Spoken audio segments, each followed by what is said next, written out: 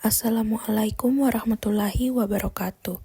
Kami dari kelompok 6 akan mempresentasikan hasil diskusi kami pada mata kuliah Fitokimia dengan dosen pengampu Ibu Dwi Rahmawati S.Farm MKes.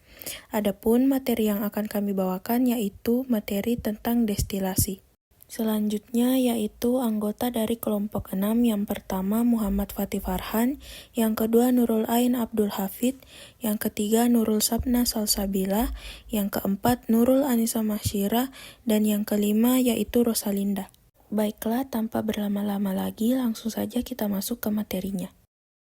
Pengertian, destilasi adalah metode pemisahan senyawa berdasarkan perbedaan titik didih. Dalam fitokimia, destilasi digunakan untuk mengekstraksi senyawa volatil seperti minyak atsiri dari tumbuhan. Metode ini efektif untuk mendapatkan senyawa aroma dan bahan aktif yang digunakan dalam industri kosmetik, makanan, dan farmasi. Destilasi juga membantu memisahkan senyawa tanpa merusak strukturnya, sehingga komponen kimia tetap terjaga kualitasnya. Prinsip kerja destilasi. Destilasi bekerja dengan memisahkan senyawa berdasarkan perbedaan titik didih. Campuran dipanaskan hingga salah satu komponen menguap. Uap ini kemudian didinginkan di kondensor sehingga berubah kembali menjadi cairan destilat. Dengan cara ini, komponen dengan titik didih lebih rendah akan terpisah lebih dulu dari komponen lainnya. Yang pertama, destilasi sederhana yang digunakan untuk memisahkan campuran dengan perbedaan titik didih yang besar. Proses ini melibatkan pemanasan campuran hingga komponen dengan titik didih lebih rendah menguap terlebih dahulu. Kemudian uap tersebut dikondensasi menjadi cairan. Metode ini misalnya digunakan untuk memisahkan pelarut dari zat terlarut atau untuk memurnikan senyawa yang tidak mudah terurai pada suhu tinggi. Yang kedua, destilasi uap yang digunakan untuk mengekstraksi senyawa volatil yang mudah rusak jika dipanaskan langsung. Dalam metode ini, uap air dialirkan melalui bahan tumbuhan sehingga senyawa volatil menguap bersama uap air. Campuran uap tersebut kemudian didinginkan dan dikondensasi, menghasilkan distilat berupa campuran air dan minyak atsiri. Metode ini sering digunakan dalam ekstraksi minyak atsiri dari bunga, daun, dan rempah-rempah. Yang ketiga, destilasi vakum yang dilakukan pada tekanan darah untuk memisahkan senyawa dengan titik didih tinggi. Dengan menurunkan tekanan, senyawa dapat menguap pada suhu yang lebih rendah sehingga mengurangi risiko dekomposisi akibat panas. Metode ini digunakan untuk memurnikan senyawa termolabil atau untuk memisahkan komponen dalam minyak esensial yang memiliki titik didih tinggi.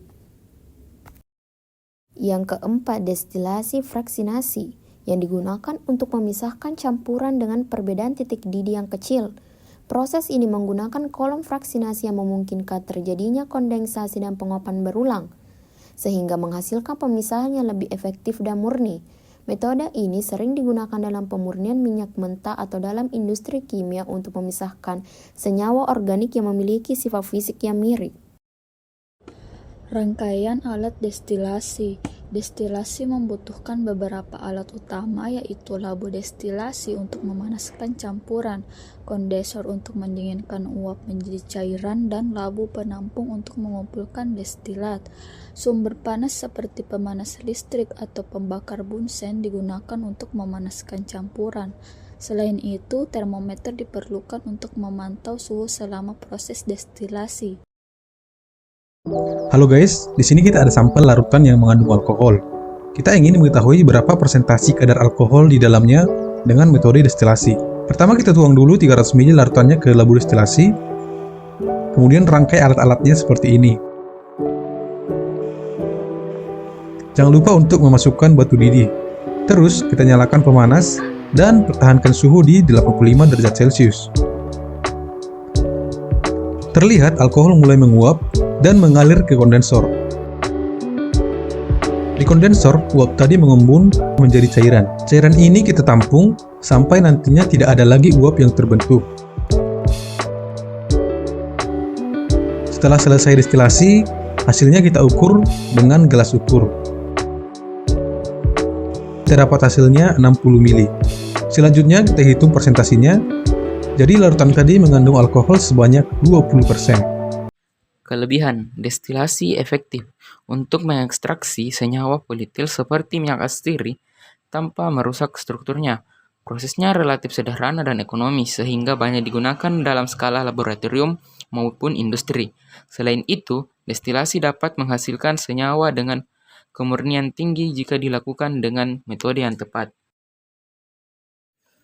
Kelemahan, destilasi tidak cocok untuk senyawa non-volatile atau yang memiliki titik didih sangat tinggi. Beberapa senyawa dapat terurai pada suhu tinggi, sehingga diperlukan metode khusus seperti destilasi vakum. Proses ini juga membutuhkan waktu yang lama dan konsumsi energi yang cukup besar.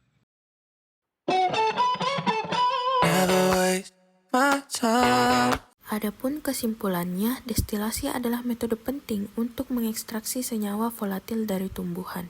Destilasi mampu memisahkan senyawa tanpa merusak strukturnya.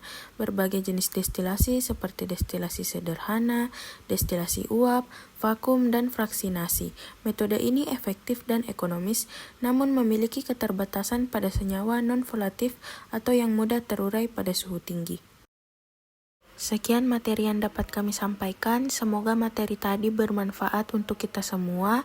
Terima kasih atas perhatiannya. Assalamualaikum warahmatullahi wabarakatuh.